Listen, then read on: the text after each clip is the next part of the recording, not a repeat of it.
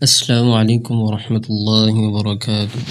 الحمد للہ رب العالمین والعاقبۃ للمتقین والصلاة والسلام علی اشرف الانبیاء والمرسلین اما بعد سیطوقون ما بخلوا به یوم القیامہ۔ عزیزان گرامی، اسلام میں زکوٰۃ کا نظام انسانی تاریخ کا ایسا پہلا اور منفرد نظام ہے جو غرباء و فقراء کی معاونت کے لیے وضع کیا گیا ہے۔ اس سے غرباء کا مالی بوجھ کم ہوتا ہے اور اسی سے سال بھر کے معاش کے سلسلے میں انتظام و انصرام کی راہ ہموار ہوتی ہے۔ زکوٰۃ اسلام کا تیسرا رکن اور ترہ امتیاز ہے۔ غرباء و مساکین کا حق ہے جسے اغنیاء پہ ادا کرنا واجب ہے۔ اس کی ادائیگی میں کوتاہی کرنا اسلام کی نظر میں بہت بڑا جرم ہے، اور اگر زکوٰۃ ادا نہ کی جائے تو ایسے افراد کو عبرتناک انجام کی دھمکی دی گئی ہے۔ نبی مکرم صلی اللہ علیہ وسلم نے ارشاد فرمایا، من آتاہ اللہ مالا فلم یؤد زکاتہ مثل له یوم القیامة شجاعا اقرع له ذبیبتان۔ جسے اللہ نے مال و دولت سے نوازا پھر اس نے اس کی زکوٰۃ ادا نہ کی تو کل قیامت کے دن اس کے مال کو گنجے سانپ کی شکل دے دی جائے گی، جس کے آنکھوں کے پاس دو سیاہ نقطے ہوں گے۔ یطوقہ یوم القیامہ، یہ سانپ قیامت کے دن طوق بنا کر زکوٰۃ ادا نہ کرنے والے کے گلے میں ڈال دیا جائے گا۔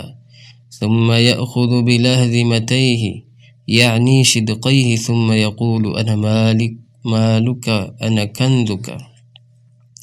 وہ گنجا سانپ زکوٰۃ ادا نہ کرنے والوں کو دونوں جبڑوں سے پکڑ لے گا اور کہے گا، میں ہوں تیرا مال جس کی تو نے زکوٰۃ ادا نہیں کی، میں ہوں تیرا خزانہ جسے تو دنیا کے اندر گن گن کر اور سنبھال سنبھال کر رکھتا تھا مگر اللہ کا حق ادا نہیں کرتا تھا۔ پھر آپ علیہ السلام نے قرآن مجید کی اس آیت کی تلاوت فرمائی، وَلَا يَحْسَبَنَّ الَّذِينَ يَبْخَلُونَ بِمَا آتَاهُمُ اللَّهُ مِنْ فَضْلِهِ هُوَ خَيْرًا لَهُمْ بَلْ هُوَ شَرٌّ لَهُمْ سَيُطَوَّقُونَ مَا بَخِلُوا بِهِ يَوْمَ الْقِيَامَةِ وَلِلَّهِ مِيرَاثُ السَّمَاوَاتِ وَالْأَرْضِ وَاللَّهُ بِمَا تَعْمَلُونَ خَبِيرٌ۔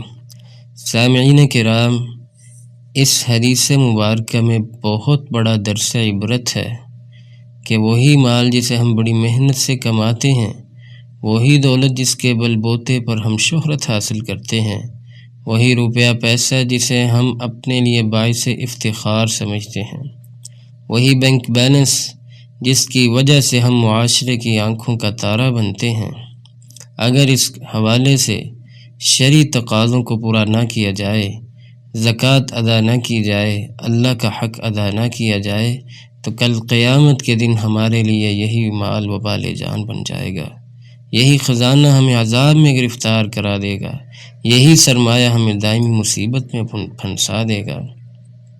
نبی علیہ السلام نے ارشاد فرمایا، ما من صاحب ذهب ولا فضة لا يؤدي منها حقها إلا إذا كان يوم القيامة صفحت له صفائح من نار۔ جسے بھی اللہ نے سونے اور چاندی کا مالک بنایا اور اس نے صاحب نصاب ہونے کے باوجود ان کی زکوٰۃ ادا نہ کی تو قیامت کے دن اسے سونے اور چاندی کو آگ کی تختیاں بنا دیا جائے گا۔ فأحمی علیہا فی نار جہنم، پھر ان تختیوں کو جہنم کی آگ میں گرم کیا جائے گا۔ فیکوی بہا جنبہ وجبینہ وظہرہ، جب وہ تختیاں خوب گرم ہو جائیں گی تو ان کے ساتھ زکوٰۃ ادا نہ کرنے والوں کے پہلو، ان کی پیشانی اور ان کی پشتوں کو داغا جائے گا، اور یہ عمل 50,000 سال تک ہوتا رہے گا۔ اور یہ تو سزا وہ ہے جو منکر زکوٰۃ ہے، اور اس کو آخرت میں ملے گی، لیکن ایسے شخص کو دنیا میں بھی سزا ملتی ہے۔ نبی علیہ السلام ارشاد فرماتے ہیں وَلَمْ يَمْنَعُوا زَكَاةَ أَمْوَالِهِمْ إِلَّا مُنِعُوا الْقَطْرَ مِنَ السَّمَاءِ، جب لوگ اپنے مالوں کی زکوٰۃ ادا نہیں کرتے تو اللہ آسمان سے بارش کو روک لیتا ہے۔ آج جب بارش نہ ہو، قحط سالی کا تسلط ہو جائے، زمینیں بارش نہ ہونے سے بنجر ہو جائیں، یا بارش ہو تو وہ بھی بے موسمی، تو اس وقت ہمیں ماحولیاتی تعویلوں کی بجائے اپنے اعمال کا جائزہ لینا چاہیے، اپنے ایمان کی فکر کرنی چاہیے، اس لیے کہ بارش نہ ہونے کا سبب ہماری بداعمالیاں ہیں، قحط سالی کی وجہ ہمارا زکوٰۃ ادا نہ کرنا ہوتا ہے۔ تو عزیز بھائیو، اس کے کئی ایک نقصانات ہیں۔ ہمیں چاہیے کہ اللہ تعالیٰ نے جتنی بھی وسعت کے ساتھ نوازا ہے، ہمیں اللہ کی بارگاہ میں دل کھول کر خرچ کرنا چاہیے۔ اگر یہ ادا نہ کی جائے تو مشرکوں کی خصلت بن جاتی ہے۔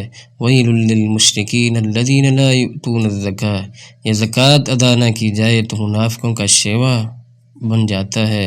وَلَا يُنْفِقُونَ إِلَّا وَهُمْ كَارِهُونَ، زکوٰۃ ادا نہ کرنا گویا شفاعت نبوی سے محرومی ہونے کا سبب ہے۔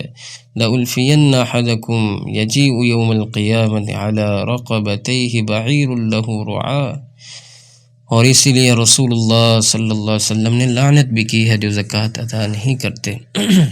اللہ تعالی ہمیں نیک اعمال کے ساتھ ساتھ اللہ کی راہ میں دل کھول کر خرچ کرنے کی توفیق نصیب فرمائے۔ وآخر دعوانا الحمد للہ۔